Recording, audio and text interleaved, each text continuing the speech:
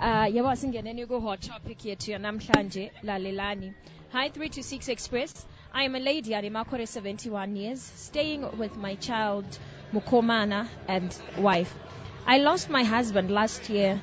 Akashaya asina chai nacho. So ndakangochengetwa nevana. Ndakaita stroke, so I can't move about. Some few days ago, ndakanzwa murora wangu achitaura pafoni achicomplain about kundichengeta. Mwana wangu haagara aripo, but when I confronted him, akati zviri mupfungwa dzenyu, murora wenyu anokudai. Mwana wangu asipo, murora anondiitira utsinye vedare.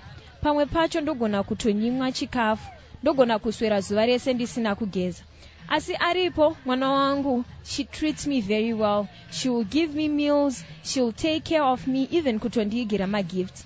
So now I am stuck kutindoita say, and I'm stuck ne reaction ye murora wangu.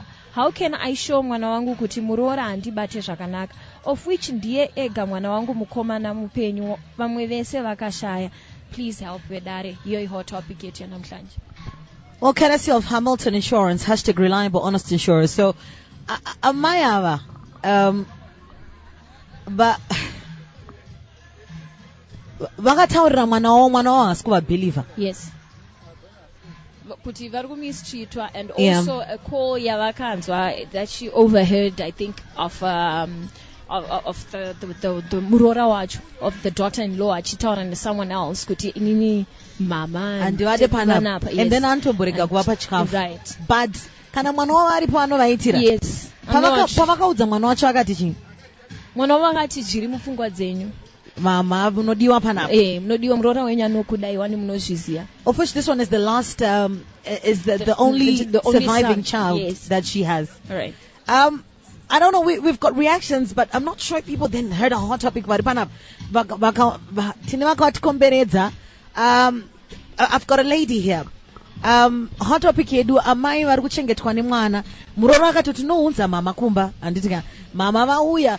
Mwana kana asipo vano avabata amai zvakanaka. Ananga akatonzwika namai achitaura kuti aiwa mai vandivade etc. But when the son is there, she acts different.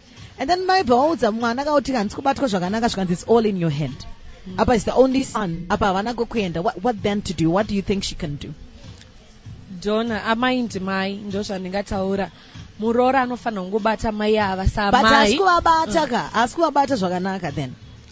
But then zvinonetsa futi kuti mwana mukomana zvinonetsa chiudzwa kane mukadzi wake kuti havasi kundibata zvakanaka because iye mukadziwo ari kubata anenge achibata murume wake zvakanaka, so haazozvinzwisisi.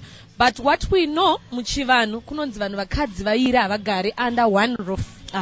But then zvinonetsa pamwe mai vacho she's old, havana anovachengeta, ndo panozonetsa ipapo. Ndiye mwana ega asara. Exactly. Saka toti chiwo tongotirira zvavo vari panzvimbo.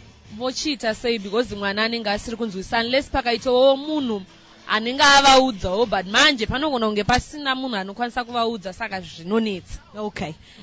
Yeah.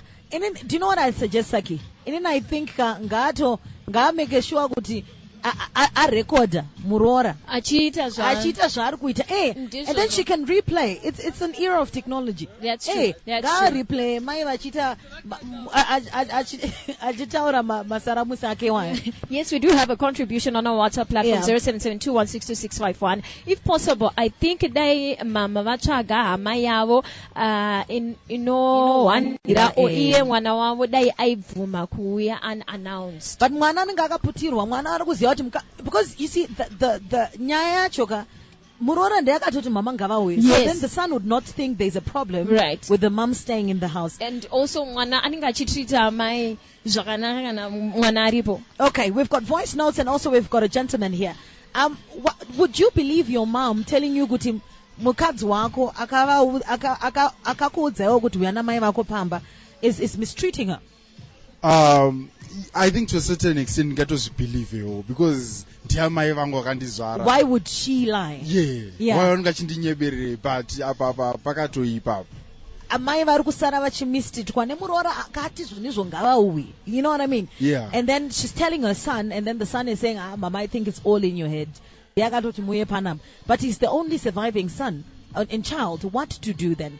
What does say? Pakaoma, because I think pamwe ameno kana akaconsulta nemukadzi wake kuti zvinoita here tiunze mama mukati ka mumba, but apa it's a tough one. I think mwana uyu mukomana ka should just believe amai vacho, they no confront mukadzi wake kuti is this true here or something, because asiri atinyorera ndiamai vasiri kutobelieve then. I don't know zvavangaiteka because this is a tough one. It is. All right, we've got, I think the loud noise then, so many reactions on our WhatsApp platform. What's our WhatsApp platform saying, Saki? All right, Anzi, mamanga vabviswe pamba apo vanopedzisira vakwadzwa. That's Mapranga Homwe. And another one, hi Donna and Saki, mai avatombonzwisiswa nemwana wavo nekuti akatovhara mawani ake plus nekurwara havanzwike. That's definitely Nani pa Waterfalls. We've got so many voice notes coming in, 0772162651, and let's get to hear what you have to say.